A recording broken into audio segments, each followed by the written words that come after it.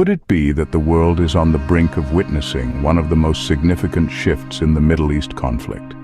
A question that lingers in the minds of many as we delve into the chronological progression of events that have shaped the recent developments in the conflict between Israel and Hamas.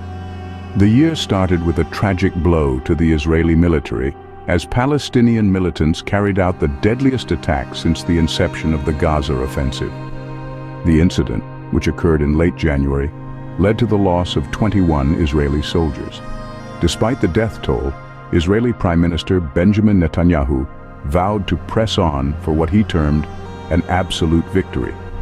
He defied international pressure, rejecting calls for a ceasefire and instead proposed expanding operations, creating tension with neighboring Egypt.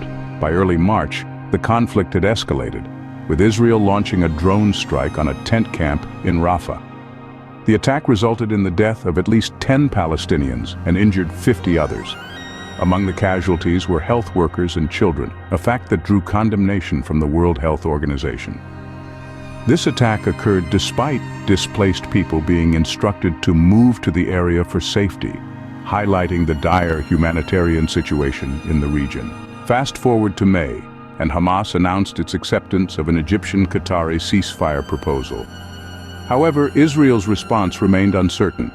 The proposal involved multiple stages of a ceasefire, including a limited hostage release and Israeli troop pullbacks. Israel ordered the evacuation of 100,000 Palestinians from Rafah, signaling a potential imminent attack. The United States and other allies oppose an offensive on Rafah, raising concerns about worsening humanitarian conditions and civilian casualties. In summary, the conflict between Israel and Hamas has seen a significant escalation this year, with deadly attacks and a potential ceasefire proposal on the table. The humanitarian situation remains precarious, with international pressure mounting for a resolution.